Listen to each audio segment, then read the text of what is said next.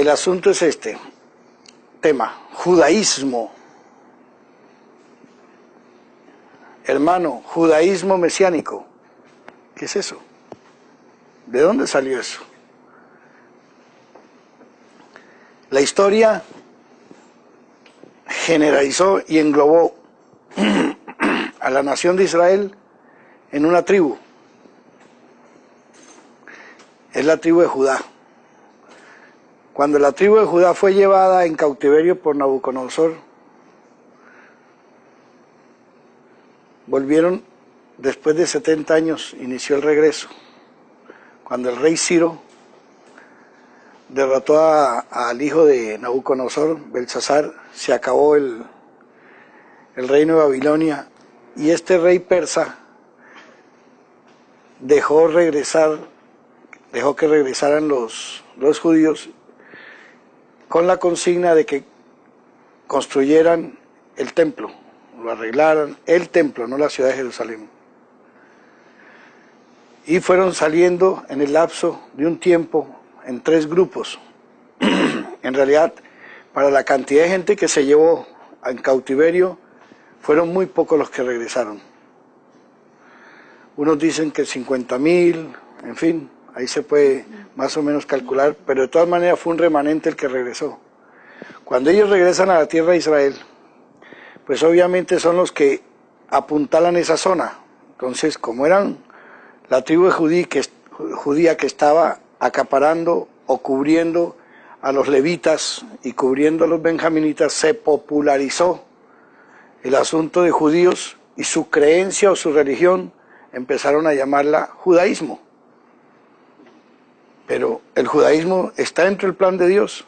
No, porque la tribu de Judá no fue llamada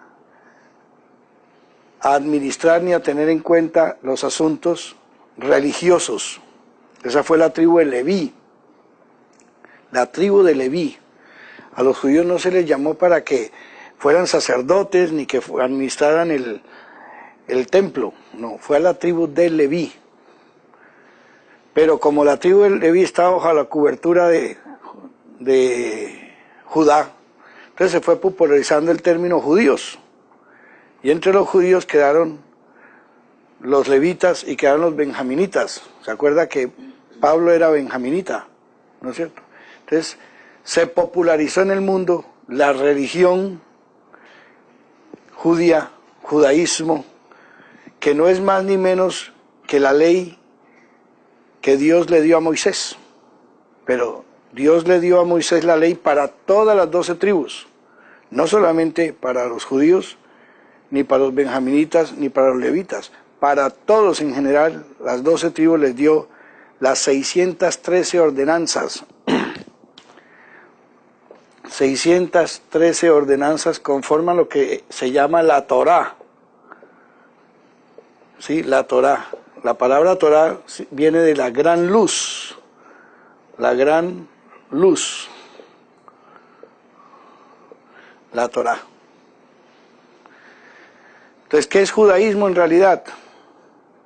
Esas 613 normas que Dios le dio por medio de mensajeros de las alturas, dice la Biblia, a Moisés, y con ellas tenía que administrarse la vida de las 12 tribus de Israel.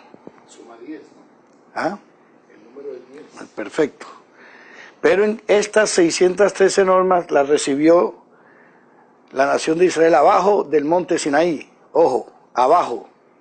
Mientras que los 10 mandamientos los recibió arriba. ¿Cierto? Los 10 mandamientos son los que le dan vida a las 613 normativas. Estos fueron escritos, se dice, con el dedo de Dios. Y en Génesis 49:10, ustedes encuentran ahí la profecía de Jacob con respecto de la vigencia de estas 613 normativas. Y ustedes lo encuentran ahí en Génesis 49:10, que dice: no será quitado el cetro de Judá, ni el legislador de entre sus pies. Ojo, no será quitado el cetro de Judá. Este es el cetro de Judá. El cetro de Judá son las 613 normativas. Lo que manda, lo que dirige. El cetro es símbolo de ¿qué? De autoridad. ¿De rey? De autoridad. Dice, ni el legislador será quitado. ¿Quién es el legislador? Para la época debía ser el templo, Pero, ¿qué estamos viendo en la época de Jesús? Que ya existía también el Sanedrín. O sea, 49:10, donde dice no se apartará de Judá, ya estaba hablando de Jesús. No, estaba hablando de la Torá, del cetro. El cetro es la Torá. El cetro, la reina le dan un cetro. El militar de un grado lleva el cetro, como un palito. Sí, que usan los generales. 49:10. Dice, no será quitado el cetro de Judá. Ya con años de anticipación se sabía que Judá iba a administrar esas 613. Judá. No será quitado el cetro de Judá, lo que tenía que tener a Judá bajo control, ¿cierto? Ni el legislador, que sería el templo. Pero ya vemos con la historia que entra también a funcionar el Sanedrín, que era el Congreso. Habían diferentes grupos, según los colectivos donde funcionaban sanedrines diferentes, o lo que llaman nosotros consejos, ¿sí? Dice que no va a ser quitado. O sea que siempre va a estar la Torá y el legislador. Dice, hasta, ya llegó la limitante, no será quitado hasta, ya tiene una limitante, hasta que ocurra algo. ¿Qué es lo que debe ocurrir? Que debe llegar Shiloach. Entonces, cuando llegue Shiloach, la palabra Shiloach viene de enviado, Lishloach. Cuando llegue el enviado, entonces, ¿qué quiere decir? Que esto va a estar vigente hasta este momento que llegue el enviado. El cetro del legislador. Sí, no será quitado hasta que venga el enviado. Una vez que venga el enviado, que dice ahí, todas las naciones se congregarán a él. Mire que ya la profecía está. Entonces, ¿qué pasa? Nosotros vemos en la historia que en Judea observan la ley dada a Moisés, mal observada, no la cumplían debidamente. De todas maneras, era más o menos lo que los legislaba.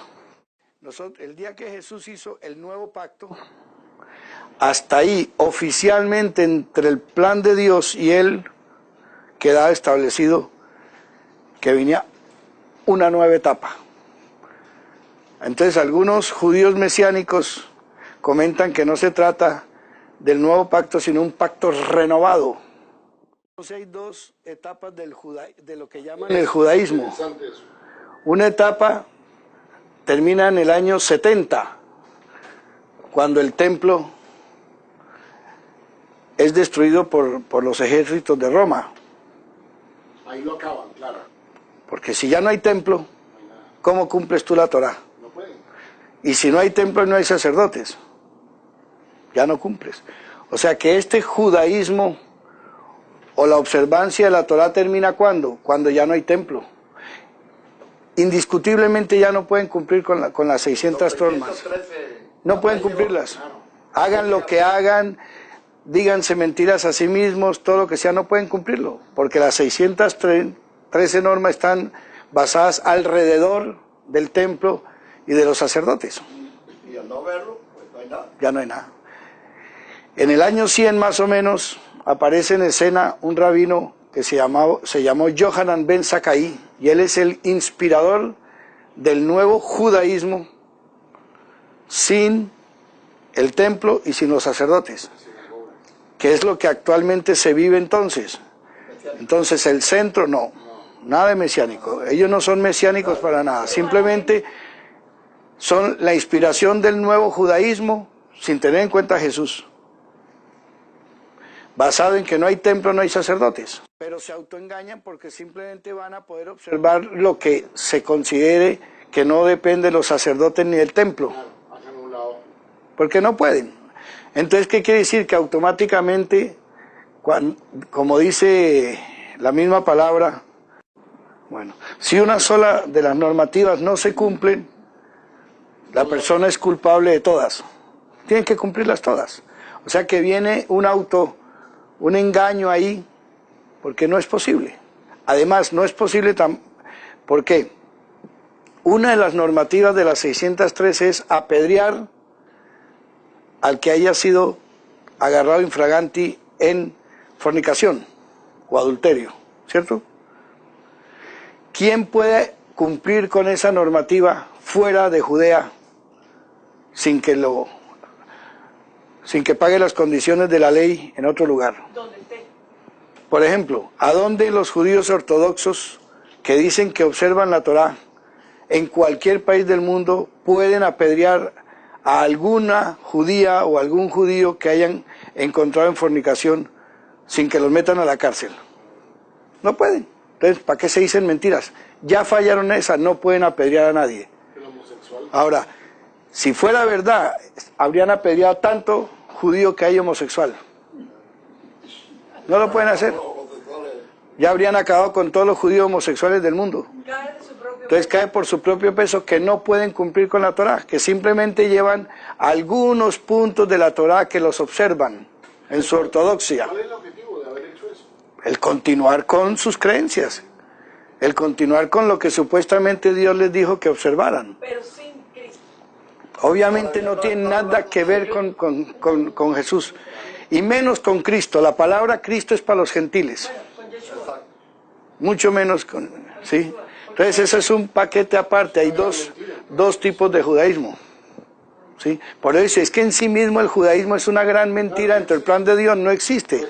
A la tribu de Judea no se le dio ningún tipo de administración sobre los asuntos de Dios, fue a la tribu de Leví. Fue a la tribu de Leví, no al judaísmo ni a los judíos. Pero hay un costumbrismo en el cual todo el mundo es judío, aunque pertenezca a otras tribus, y son 12 tribus de Israel, y solamente están generalizando a todos en la tribu de Judá. ¿Y dónde están los benjaminitas, los levitas, los de las otras? Es un costumbrismo, y en ese costumbrismo muchos se asientan. Es que los judíos y todos son judíos, pero es que no son todos judíos. Judíos es los que vienen de la tribu de Judá. Hay otras 11 tribus. Pablo era de la tribu de Benjamín, ¿cierto? Pero por nacionalismo, Judea era la que representaba a Israel en su época, entonces él también era llamado judío, ¿sí? Entonces ya ahí tenemos dos judaísmos, el de antes de la destrucción del templo en el año 70 y después ya en el año 100 más o menos en Jamnia, cuando este inspirador del actual judaísmo es el que pone las nuevas normas, que son las que más o menos se rigen hoy en día. Pero eso lo van cumpliendo son los ortodoxos, los que se atienen a eso. Y en eso hay un abanico de extremistas, moderados, etc. De todas maneras, ninguno de ellos puede cumplir con las leyes dadas a Moisés. Ninguno. Porque son 613 y ninguna se puede violar porque si no, no se cumple ninguna. Se hace reo de todas, con una sola que no. Entonces yo pongo el ejemplo nada más de apedrear al prójimo. No pueden apedrear a otros de su etnia porque ya quebranta todo. Es que no pueden. Vengan en Estados Unidos, en algún otro país a apedrear a uno mismo, digamos a otro judío o judía porque fue agarrado en fornicación y lo meten en la cárcel por asesinato. Entonces venimos ahora con los días, después de Jesús, están los judíos o israelitas que siguen a Jesús. Entonces, durante los primeros siglos no había tal judío mesiánico. No había. Fueron llamados ¿cómo? Ellos fueron llamados en Antioquía, una ciudad de Grecia, de Siria, fueron llamados los untados, ¿cierto? Que en griego se dicen los cristianos. Entonces los empezaron a llamar, pero más en plan de burla, ahí vienen los cristianos, o sea, los untados, porque era el mensaje que traían los apóstoles. Los enviados de Jesús, dígase en griego apóstoles, ¿cierto? Venían trayendo el mensaje del camino. Y entonces ellos decían, nosotros somos los autorizados, los ungidos. No, los untados, ojo a eso, los autorizados. Pero como para decir autorizados, en esa jerga usaban la palabra untado, que quiere decir ungidos.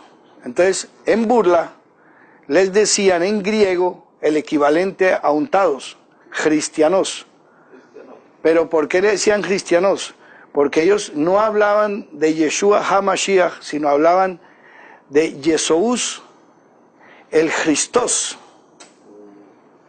¿Sí? ¿Y qué era el Christos? Para los de mentalidad griega, para los de mentalidad no israelita. ¿Qué era el Christos? ¿Qué les significaba a ellos en aquella época esa palabra Christos? ¿Qué era? Entonces los apóstoles tuvieron que buscar una palabra según una creencia de afuera que fuera equivalente a lo que ellos entendían como el ungido de Dios. Según el ungido de Dios, se supone que los israelitas a través de él verían al Padre. ¿Cierto? A través de este personaje yo vería al Padre.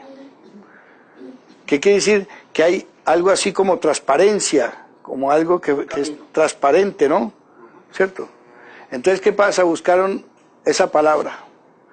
Y dentro de entonces la mentalidad griega, había algo que era como el crisol, algo que a través se podía ver al otro lado, como un crisol, y lo llamaban el Christos, de ahí viene cristal, lo cristalino, lo que se ve a su través, ¿sí? Entonces ellos tomaron esa palabra, Christos, entonces llevaban el mensaje de que ellos, ¿sí?, traían una buena noticia, en griego, evangelio, que se trataba de que el reino de los cielos se había acercado en la persona de Jesús. Ellos decían Yeshua, pero allá la fonética le sonaba Jesús, ¿sí?, que era él, como decimos, el untado o el autorizado. Entonces buscaron la palabra más exacta que para los de mentalidad griega les era más impactante. ¿Ese es el Christos? Sí, o sea, como decir, lo transparente que nos permite ver a su través al Creador o al Dios. Hay un mandamiento que dice, no tomaréis mi santo nombre en vano. O sea, no lo use a sus intereses y según sus intereses para respaldarse en mi nombre para hacer cosas que no son. No diga que yo le dije, eso es tomarlo con banalidad. Entonces los sacerdotes, que hacían muchos, empezaban a hacer cosas muy corruptas, ¿sí?, para no usar el nombre de Dios y decir, mire, en el nombre de Dios he hecho, porque temieron ser castigados, empezaron a reemplazarlo lentamente por mi Señor, Adonai, o por Hashem, que significa el nombre, pero no decían cuál es el nombre.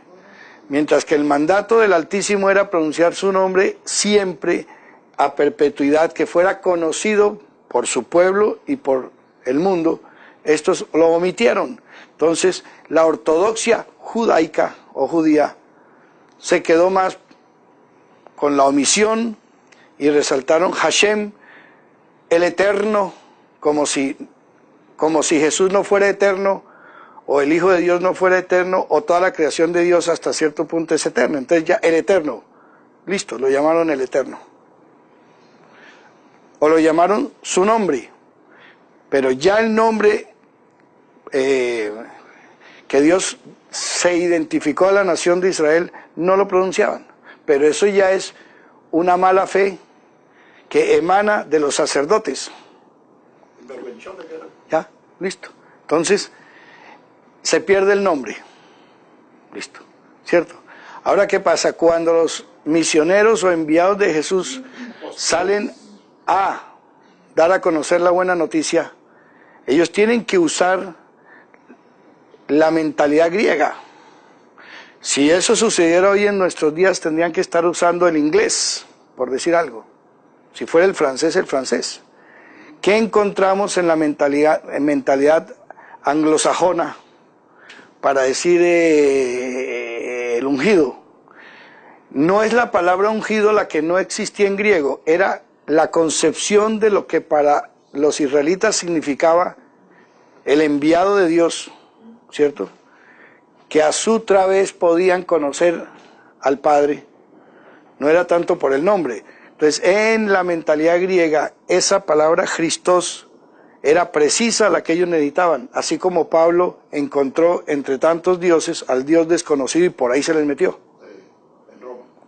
Ya. Entonces, en burla empezaron a llamarlos ellos los cristianos. Con J-R-I, cristianos.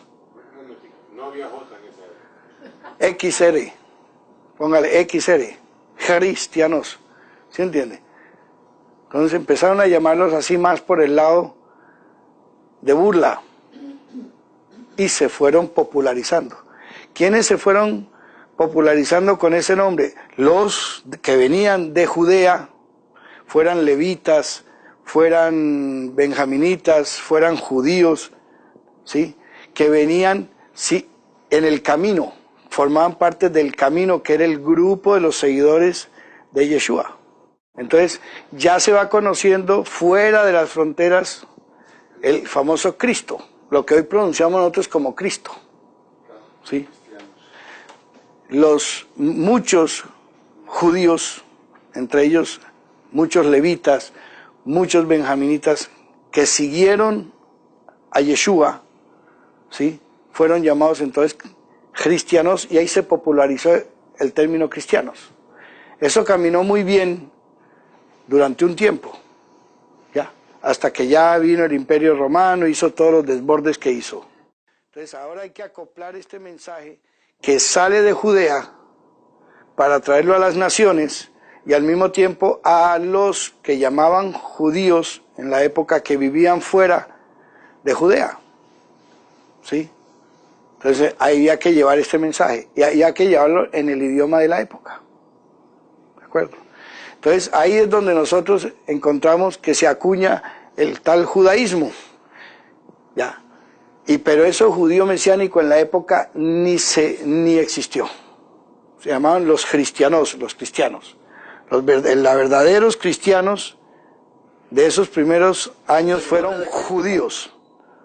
Levitas, eran judíos, levitas y benjaminitas, y obviamente todo aquel de las naciones que se iba sumando a esa visión, a esa visualización, a esa fe, ¿sí? Entonces ya estaban los dos grupos. Llegó un tiempo en que los seguidores de Jesús, de Yeshua, que procedían de Judea, vamos a generalizarlo, los judíos, llegó un momento en que ni eran para acá, ni eran para allá, porque ambos grupos los rechazaban los propiamente judíos que no aceptaron a Jesús, y los rechazaban los gentiles, ¿cierto? Que ya se diferenciaron. Entonces estos quedaron de pronto entre que no estamos ni aquí ni allá. Las persecuciones a muchos de los cristianos eran judíos seguidores de Jesús, ¿sí? Entonces la historia, pues, persecución a los cristianos, pero eso eran judíos. Entonces Pedro se lo llevó a los judíos y Pablo a los gentiles, pero eso no quiere decir que no le predicaba en las sinagogas. Y había de todo. Entonces ahí vemos más o menos la historia. Entonces, ¿qué viene? A partir de 1948, poco a poco vamos conociendo que hay judíos, otra vez queda globalizado el nombre todavía hasta el día de hoy, que van aceptando a Yeshua, o ese Jesús que predican los gentiles, lo van aceptando, ¿cierto? Pero en la medida en que van aceptándolo, ¿de parte de quién? De los gentiles. Entonces los judíos, por decir, de Argentina, que van conociendo de Jesús, lo conocen es por las iglesias cristianas. No por revelación. No, por las iglesias cristianas. Entonces empiezan a salir judíos, ¿sí? E israelitas que van aceptando en Yeshua al Mesías.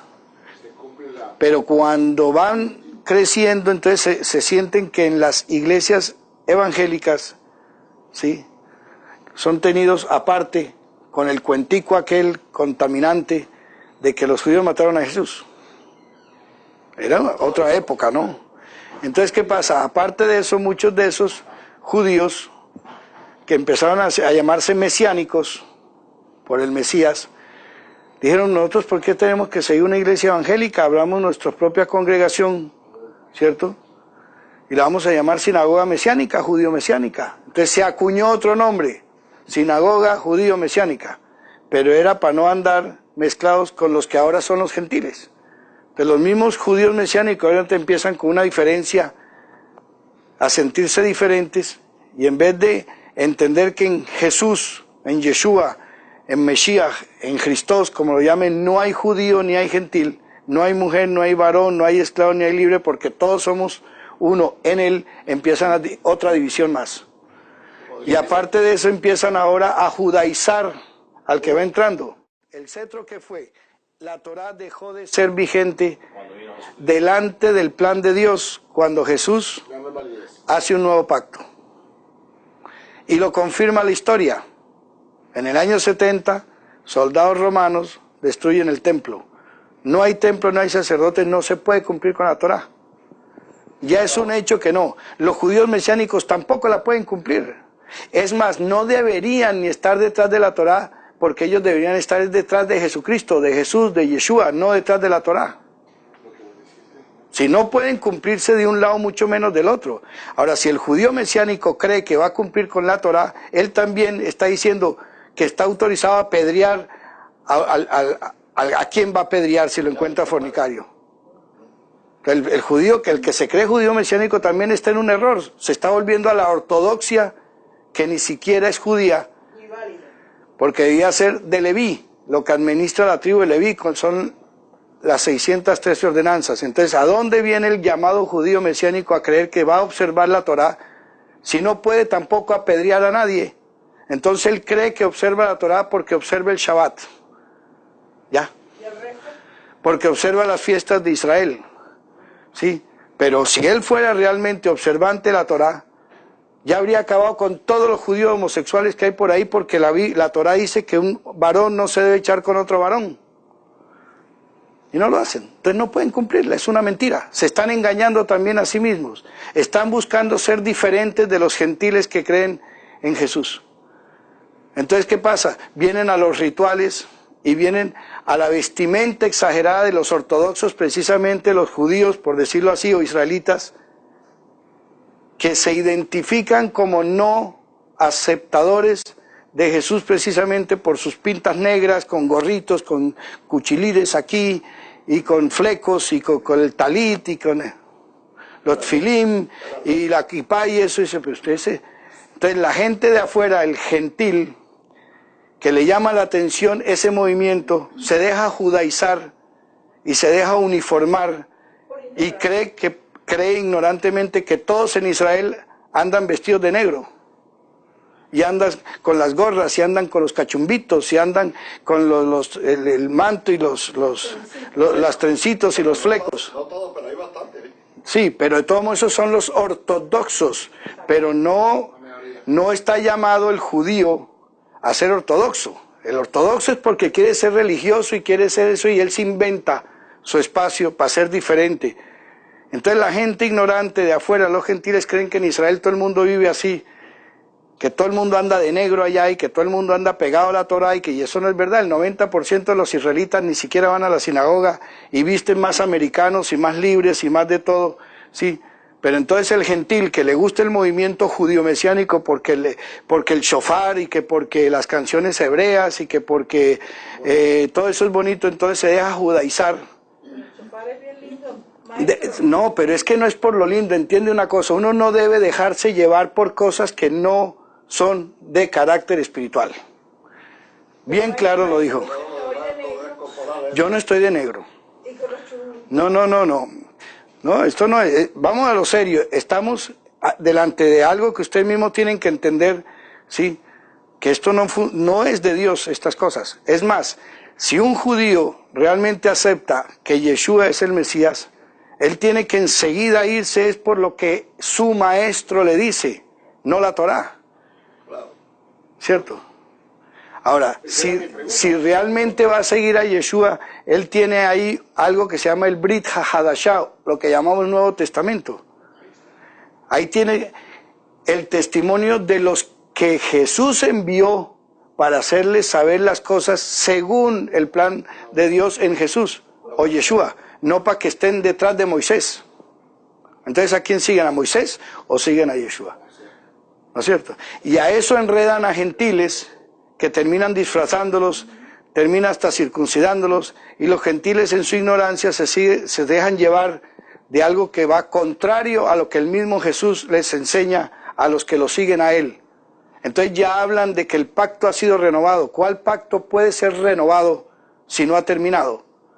Si un pacto se termina, hablemos de renovarlo. Entonces, ¿cuándo terminó el viejo pacto? ¿Cuándo? Para que haya necesidad de hablar de renovado. Y si el que lo renovó es Jesús, ¿qué quiere decir? Que Jesús falló porque cláusulas alteró.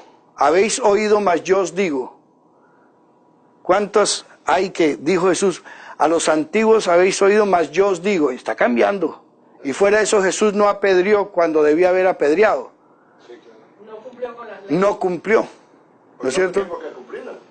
Porque hasta él llegó la Torá. A partir de él viene un nuevo convenio, un nuevo pacto en el cual se incluye a las naciones. La Torá no incluye a las naciones. Es prohibido juntarse con las naciones, los goim. Entonces no podemos hablar de un pacto renovado a menos que se hable de un nuevo pacto que diga, el nuevo pacto sí incluye nuevas normas, pero un pacto renovado tiene que ser exacto al anterior. Parte de un error. ¿No? Así no sea, usted y yo terminamos un contrato, vamos a renovarlo, tiene que quedar en las mismas cláusulas. Tiene que quedar en las mismas, pero si usted le va a agregar una cláusula o llegamos a un acuerdo de quitar esto, ya no es renovarlo, es ahora un nuevo contrato, ¿o no? Vamos a hacer un nuevo contrato, de a partir de ahora me pagas así, pero si voy a hablar de renovar, no tenemos que firmar nada. Y Jesús no puede renovar nada porque él es el nuevo pacto. Claro, entonces él no vino a renovar.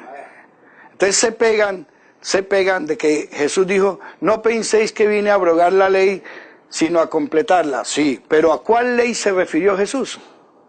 A los mandamientos pequeños, que son a los 10 mandamientos que aún siguen vigentes, ¿cierto? Y de hecho no se refirió a las 613 ordenanzas porque ni la misma historia ratificaría esas palabras. Ni la misma historia. Entonces, ¿qué pasa? Ahora venimos, esa es una revoltura que los mismos judíos que se dicen ser mesiánicos, en vez de ser un buen ejemplo, lo que hacen es que no son buen ejemplo, porque están detrás de la Torá, Atorató, y es detrás de la Torá, que porque Jesús también era ortodoxo, y empiezan a inventar una cantidad de cosas, y que no tiene nada que ver con Jesús. ¿No es cierto? No tiene nada que ver con ese personaje. ¿Ya? Pero ellos están obsesionados por creer que están observando la Torá, cuando no la pueden ni observar porque son 613 normas que no las pueden observar. Y si así fuera, yo quisiera ver a uno de ellos matar a piedra a un hijo de ellos si le sale delincuente, que la Torá dice, si tu hijo sale delincuente, mátalo a piedra. Maten a piedra homosexuales. ¿Cierto? Y hay 600, usted sabe lo que son 613 normativas. Nadie pasa eso. Si en un país común y corriente, ¿cuántas normas hay de tránsito, de higiene, de no sé qué? Y uno con el transcurrir de los días más o menos va cumpliendo algunas. Como comentabas tú con el asunto de las langostas para pescarlas, normas. Dice, tantas, todos los días hay normas, todos los días en los países. ¿Sí? ¿No es cierto? Ahora van a cumplir estos 600 normas desde el punto de vista religioso. ¿Ya? Que ellos cumplen la Torá porque no mezclan leche con carne. ¿Y con eso qué? Cuando el apóstol dice que eso ya no tiene vigencia. Están confundiendo cuestiones de salud con religiosidad. Entonces, ¿a dónde van? A una ortodoxia, a una manera de vivir que no es la que Jesús enseña. ¿Te das cuenta? Entonces, ¿qué pasa? El movimiento ese judío mesiánico está engañando a los gentiles que entran ahí y los obligan en el mismo problema que pasó Pablo, que pasó por estar judaizando a los demás. Están judaizando a los demás. Sobre todo están metiéndolos a algo que no viene del plan de Dios, porque el judaísmo no está dentro del plan de Dios. ¿Qué hace? Vamos a ver algunos apartes de eso. Vamos a leer un momentico Mateos 11:13. Porque todos los profetas y la ley profetizaron hasta Juan. Hasta Juan. Hasta ahí.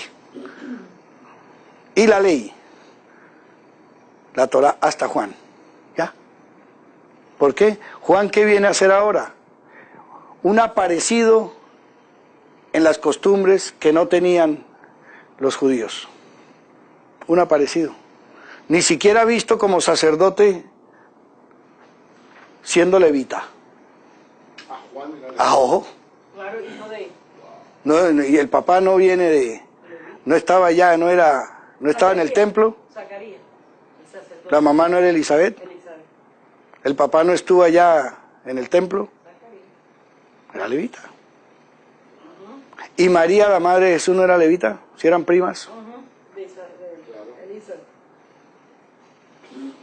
Entonces, te aparece Juan, el comprometedor,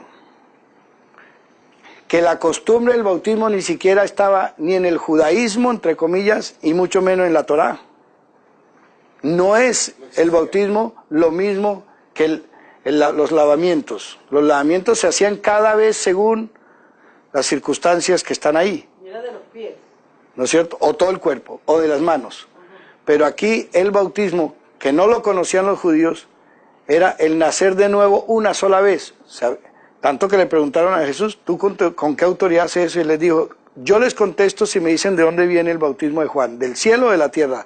Discutieron, dijeron si decimos esto, si decimos aquello, total, le dijeron, no sabemos, entonces yo tampoco les digo de dónde viene mi autoridad, porque el bautismo no lo conocían. Es una nueva fase delante de ellos, el nacer de nuevo. y Jesús cumplió con el bautismo. ¿No es cierto? Ahí empieza una nueva fase. ¿Estamos de acuerdo? Entonces, hasta los profetas hicieron su labor hasta que vino Juan el Bautista. La ley también, hasta ahí llegó. Ese era el plan de Dios. Vamos a ver el 22:40. ¿De qué? En sí mismo Mateo, estamos en Mateo. 22:40. ¿Qué dice en inglés? De estos dos mandamientos dependen toda la ley y los profetas. Ojo, ¿Cuáles dos mandamientos? échalo para arriba. Cuando viene le dice, Ama al Señor tu Dios con todo tu corazón, con todo tu ser y con toda tu mente. Y el segundo dice, este es el primero y el más importante de los mandamientos. Ama a tu prójimo como a ti mismo. bueno, ¿dónde encontramos nosotros esos dos que con ellos se cumple toda la ley? En los 10 mandamientos, no en las 613. En los 10. Solamente en los 10 mandamientos. Dice, amarás a Dios está dentro de los 10, dentro de los 6 primeros mandatos. Los 6 primeros. Y los 4 se tienen que ver con el hombre. Entonces, en 2 se cumplen los 10 mandamientos. Él no estaba hablando de la ley dada a Moisés. No. Hablando de los 10 mandamientos. ¿Sí la entendimos? Perfecto. Ahora viene. Vamos un momentico a Romanos 2:12. Es más, está en un error ir detrás de la Torá. Los que dicen seguir a Jesús, que no tienen en cuenta que la Torá nunca la llevaron a la crucifixión, ni la Torá fue enterrada 3 días, ni la Torá resucitó, ni la Torá es la que se presentó ante Dios. Entonces, si siguen a Jesús, tienen que seguir a Jesús. Ok, vamos a leerlo despacio. ¿Cómo dice? Todos Los que han pecado sin conocer la ley, los 10 mandamientos. también perecerán sin la ley. Y todos los que han pecado conociendo la ley, por la ley serán juzgados. Eso. Si es por la Torá, cuidado con lo que se le viene encima, ¿cierto? ¿Por qué? Vamos al 3:20 que dice. ¿En qué, perdón? Ese mismo Romanos 3:20.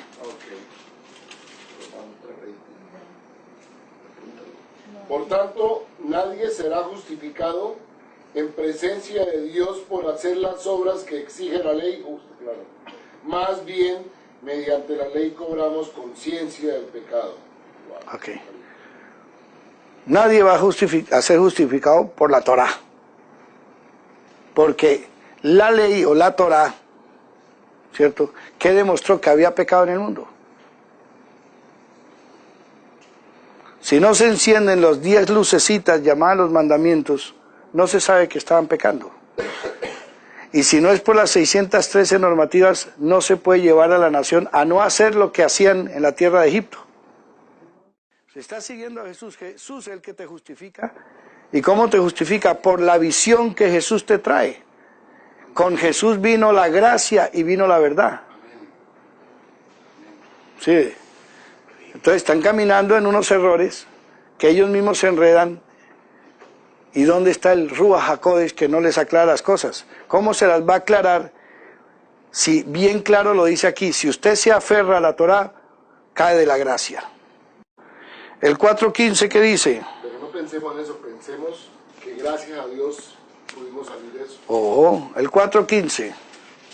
Dice, la ley en efecto acarrea castigo, pero donde no hay ley, tampoco hay transgresión. Eso. Si no hay ley que te diga, usted está fallando, ¿de qué te van a castigar? Ah, yo no sabía y nadie me lo dice, y no hay ley, pues yo sigo. Pero entonces, ¿qué dice la ley? Acarrea castigo. Haga eso que dice ahí, falla y lo castigamos. Entonces, ¿cuál es el evangelio o la buena noticia de Jesús? Que ya no es por la ley, por las obras, sino por la ley de la libertad, a conciencia. Son, ¿sí?, dos cosas muy diferentes. Vamos un momentico al 6.14. Porque el pecado no se enseñoreará de vosotros, pues no estáis bajo la ley, sino bajo la gracia. Listo. Si estamos siguiendo a Jesús o a Yeshua, primero que todo, si somos judíos en Cristo no hay judío. Si somos gentiles en Cristo no somos gentiles. ¿Por qué? Porque en Cristo, por el bautismo, Ya se acabó. ¿cierto?, somos nuevas criaturas. ¿Qué significa nuevas criaturas? Que no somos ni judíos ni somos... No somos ni judíos ni somos gentiles. Somos nuevas criaturas. El Espíritu Santo nos está engendrando para ser hijos de Dios. ¿Ya? Y no me va a decir que en el universo, en los cielos, los hijos de Dios son judíos. O son gentiles. No, somos nuevas criaturas. Entonces, ¿qué lo dice ahí claro? Dice que ya no estamos bajo la ley, estamos bajo la gracia. ¿Sí? Ese regalo de Dios bajo la gracia. Y si vamos a estar en unas relaciones con el Padre y con Jesús, ¿sí?, ya nadie te va a castigar. Tú mismo, si cometes una transgresión, ven al Padre en el nombre de Jesús, lo tienes de defensor. Hablemos de eso, ¿no es cierto? Vea la diferencia que es. Vamos un momentico a leer el 10.4. Es que la carta de Pablo que le envía a los romanos, a los judíos que están en Roma, es clara. Si el judío mesiánico cree que siga a Jesús, que se apegue al Nuevo Testamento, pero viven es el Antiguo Testamento y todo es el Antiguo Testamento. Y bueno, y entonces Jesús no selló un nuevo pacto y una nueva historia. Entonces hay muchos judíos mesiánicos que ahora están denigrando de Pablo y lo llaman el traidor. Y se dicen mesiánicos. O sea, están rechazando a los mismos enviados de quien dicen seguir. Si pudieran, apedrearían a Pablo, apedrearían a Pedro, apedrearían a todos los que tienen que ver con ese tal nuevo pacto. Entonces están actuando con la mente natural, con la mente del diablo más bien. Léete el 10.4. El fin de la ley es Cristo para justicia a todo aquel que cree. ¿Cristo es el fin de qué? De la Torá, no más. Más claro, ¿para dónde? Para justicia a todo aquel que no cree. Sí. ¿Usted cree en Él? Entonces Él es el final de la Torá. Porque todos los que dependen de las obras de la ley están bajo maldición. Pues escrito está, maldito todo aquel que no permaneciere en todas las cosas escritas en el libro de la ley para hacerlas. Entonces dicen que siguen la Torá pero no pueden cumplir con las 613 normativas, entonces ¿qué quiere decir? Que son malditos. No puede, no pudo, todas. Entonces se dicen que siguen la Torá, que son 613 normas, y no se dan cuenta que son malditos delante de Dios. ¿Por qué? Porque una sola que fallen, le las cobran todas. ¿Se da cuenta? En cambio no aceptan, por aceptar la Torá, no aceptan la gracia que viene con Jesús y con él la verdad. Pero dicen seguir a Jesús y no le creen. Le creen a la Torá, a la Torá y a la Torá. Y es que es tanto la ridiculez que muchos que ni siquiera son judíos se creen judíos, menos mal que no son antisemitas, y se vienen a vestir como los ortodoxos, que precisamente se caracterizan por su vestimenta, porque han rechazado al Mesías. Entonces, ¿a dónde van? Y no leen el Nuevo Testamento, que es precisamente por eso es la fase que viene con Jesús en adelante. Ahí está escrita. Entonces no tienen en cuenta ni a Jesús, ni a sus mensajeros, ni el contexto, porque se quedan otra vez con la ley y meten a Jesús como si Jesús cumplió la ley. Si Jesús hubiera cumplido con la Torá, habría apedreado a esa mujer. O somos mesiánicos o cristianos en la versión griega, porque a la hora de verdad mesiánico y cristiano es la misma cosa. Uno se dice con base en la palabra Mashiach y el otro con base en la griega. Pero a la hora del té se está siguiendo a la misma persona, llámese Yeshua, Yesous o Jesús. Es la misma persona. Pero Jesús no está cambiando las normas porque lo llamen de manera diferente. Así en una tribu lo llamen Yuyu, están hablando de él, tienen que seguir lo que él dice. Entonces, ¿para qué dicen que creen en Jesús si no le siguen? Como él decía, me llaman Señor, Señor y no hacen lo que yo les digo. Sí, así dice la palabra.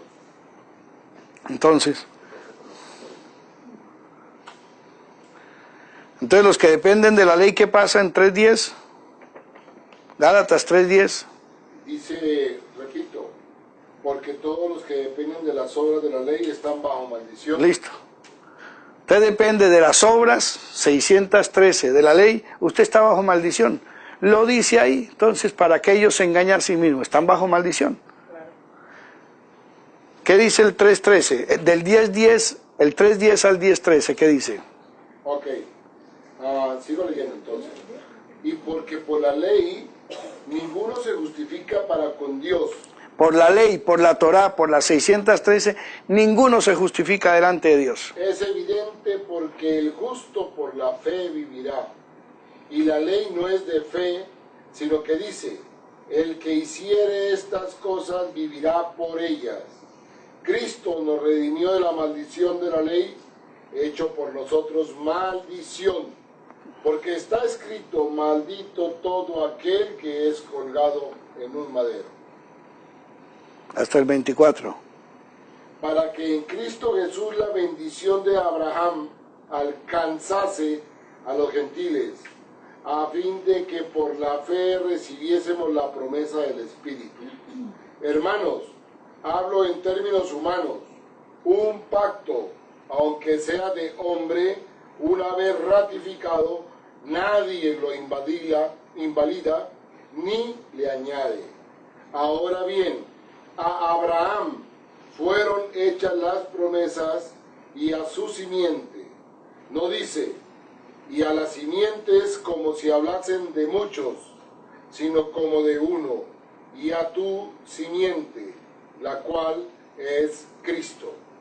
Esto, pues digo, que el pacto previamente ratificado por Dios para con Cristo, la ley que vino de 430 años después, no lo abroga para invalidar la promesa. Porque si la herencia es por la ley, ya no es por la promesa, pero Dios la concedió a Abraham mediante la promesa. Entonces, ¿para qué sirve la ley? Fue añadida a causa de las transgresiones hasta que viniese la simiente a quien fue hecha la promesa, y fue ordenada por medio de ángeles en mano de un mediador. Y el mediador no lo es de uno solo, pero Dios es uno. Luego la ley es contraria a las promesas de Dios en ninguna manera, porque si la ley dada pudiera vivificar la justicia, fuera verdaderamente por la ley. Mas la Escritura lo encerró todo bajo pecado, para que la promesa que es por la fe en Jesucristo fuese dada a los creyentes. Pero antes que viniese la fe, estábamos confinados bajo la ley, encerrados para aquella fe que iba a ser revelada. De manera que la ley ha sido nuestro ayo para llevarnos a Cristo, a fin de que fuésemos justificados por la fe. Ahora, fíjese que ese mensaje no está para los gentiles. Le está hablando a los judíos, le está hablando a los israelitas. Las naciones no tienen nada que ver con la ley. Le está hablando a los judíos, le está hablando a los israelitas. Es una carta enviada a ellos. Le está diciendo, miren, no es por la Torá, es por la visión, la emuná, la visualización que se le dio a Abraham sobre el Mesías. Y en los tiempos de Abraham no había Torá. No había nación de Israel. No, fue con Moisés. Entonces, ¿se da cuenta hasta dónde va uno no leer el contexto y estar metiéndose en movimientos y agrupaciones que a la hora de la verdad lo que hacen es distanciarse los unos de los otros, en vez de llevar el mensaje de que el reino de los cielos se acercó en la persona que usted dice creer? ¿Sí? Y esa persona no le está obligando a usted a coger a los otros y decirle, tienes que judaizarte, cuando Dios dijo, hábleme de judaísmo. ¿Cuándo yo puse el judaísmo en el pueblo de Israel? Si ya hice judaísmo, viene de Judea. ¿Y Jesús es el Mesías de Judea o el Mesías de Israel? La mayoría de los israelitas o la mayoría de los que dicen ser judíos ni siquiera tienen nada que ver con la Torá. Solamente van por costumbres. ¿Qué dice 1 Timoteo 1:9 para terminar? Conociendo esto, que la ley no fue dada para el justo, sino para los transgresores y desobedientes, para los impíos y pecadores, para los irreverentes y profanos, para los parricidas y matricidas, para los homicidas, para los fornicarios, para los sodomitas, para los secuestradores, para los mentirosos y perjuros, y para cuanto se oponga a la santa doctrina, según el glorioso evangelio de Dios bendito, que a mí me ha sido encomendado. Imagínense. Entonces, el que diga que es judío mesiánico y se pegue a la ley, que tenga en cuenta eso, que la ley ha sido dada precisamente para el transgresor, para el pecador. ¿Por qué? Porque el que sigue al Mesías, cuando se bautizó, se le dijo, todos tus pecados han sido borrados. Nueva criatura eres. Entonces, si te vas a pegar otra vez a la Torá, caes de la gracia, porque se te tiene en cuenta todos tus pecados, porque la ley es dada para el pecador. Una preguntita, ya que me tocó este punto. Dios perdona el pecado, pero no las consecuencias. No, es que las consecuencias, aunque las perdone, de todas maneras son consecuencias. Él te ayudará en las consecuencias.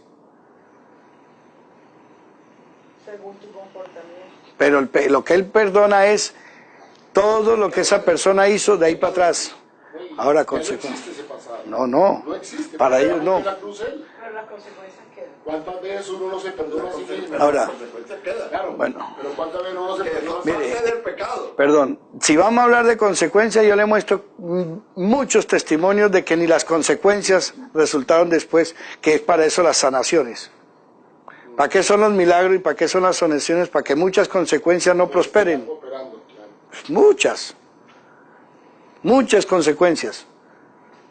Muchas. Precisamente para eso están los dones de sanación y los dones de milagros, precisamente para eso, para que las consecuencias no continúen en los que se aferren a los milagros y a las sanaciones. Sino para qué son las sanaciones y los milagros. No, es que ¿qué es fe? hasta que ustedes no tengan en cuenta qué es la palabra fe, van a seguir embutidos en algo. Fe es visualizar el plan de Dios. Amén. Listo. Quien visualiza el plan de Dios entiende qué le corresponde dentro del plan de Dios. No hay es que voy a hacer ese negocio por fe. Por fe es tu convicción personal, pero no vas a hablar de la fe de Dios, porque la fe de Dios es lo que Él te visualiza con respecto al plan de Dios. Entonces, si tú conoces el plan de Dios, es como si tú conoces el plan que te ofrecieron para ir en el crucero. ¿Sí? Yo por fe sé que me van a dar en el buque, pero porque es que me lo han dicho. Desayuno esto, almuerzo esto, como esto. Programa a las 9 de la mañana, a las 12 de la noche. ¿Eso me lo ha visualizado? Lo mismo, usted me va a vender una casa, me dice todas las cláusulas, me dice a qué tengo derecho, me dice qué piso tiene, entonces usted me está visualizando. Esa palabra visualizar en griego se dice fe. Entonces yo voy a decir, yo he comprado esa casa por fe, pero es porque la he visualizado, no por la fe católica que dice, no, estoy seguro que me van a dar algo bueno, y cuando te den algo malo no diga que fue por la fe del carbonero. O por falta de fe. Fe es cuando yo he visualizado y visualizo el plan de Dios. Y me incluyo en ese plan. Ahí si no, ¿para qué me meto? Por eso dicen, hay una sola fe, para todos. Pero entonces nosotros estamos diciendo, nos estamos engañando a sí mismos cuando decimos, yo por fe compro ese carro. Pero tú conoces lo que va a comprar. No, pero por fe. Entonces, hermano, no es fe. Usted ya va de bruto. Porque cuando yo digo compre ese carro por fe es porque lo he visualizado, sé que voy a comprar, sé que el seguro cuesta, sé que todo eso lo sé. Eso es la fe, visualizar las cosas. Dice, Abraham fue obediente, ¿por qué? ¿Por fe? O sea, él se mandó sin saber a dónde iba. No, lo visualizaron, dice, por la fe, por lo que visualizó. Es que todos estamos creyendo que es la fe católica, apostólica y romana, que es dogma de fe, y no pregunten. No. La palabra fe griega es lo homólogo a emuná en hebreo, que quiere decir visualización clara, consigna y fidedigna de qué se trata, lo que voy a hacer y a dónde me estoy metiendo. Entonces usted tiene que conocer a Jesús. Por eso es que, ¿qué es el mensaje que uno tiene que llevarle a las personas? ¿Cierto? Dice, tenemos que presentarles al Padre. Si un día los vamos a bautizar en el nombre del Padre, no es automáticamente que venga, yo lo bautizo en el nombre del Padre, del Hijo y del Espíritu Santo y se acabó. ¿Usted en nombre de quién lo está haciendo? ¿De qué dioses? ¿O de qué cosas? No, dígame, primero presénteme al Padre, entonces hábleme del Padre. Una vez que conozco al Padre, en su nombre voy a morir y nacer de nuevo. Pero ya lo conozco, usted me lo ha enseñado. ¿Cierto? Ahora venga y yo le voy a hablar ahora de su Hijo. Tengo que hablarte de Jesús, todo lo que sea para que usted lo conozca, para que el día de mañana que usted decida, ¿cierto?, morir al pecado, sepa que es en su nombre porque lo conoce. Lo mismo, le voy a hablar ahora del viento, el sagrado, lo que llaman popularmente Espíritu Santo. Yo te tengo que hablar de Espíritu Santo, ¿cierto? Una vez que usted ya identifica y visualiza, entonces usted dice, bueno, yo ahora sé a quién sigo y en qué me estoy metiendo. Por eso Jesús le dijo, para las naciones, les dijo, bautícelas en el nombre de el Padre, pero presénteselo, que lo conozcan, del Hijo, pero presénteselo, del Espíritu Santo, presénteselo, ¿cierto? Por eso el que crea y se bautice será salvo, pero el que crea y no se bautice no será salvo. ¿Por qué? Porque la salvación consiste en que si usted conoce el Padre, va a tener relación con el Padre si nace de nuevo. Si usted conoce del Hijo, va a tener relación con el Hijo si nace de nuevo. Si usted conoce el Espíritu Santo, va a tener relación del Espíritu Santo si nace de nuevo.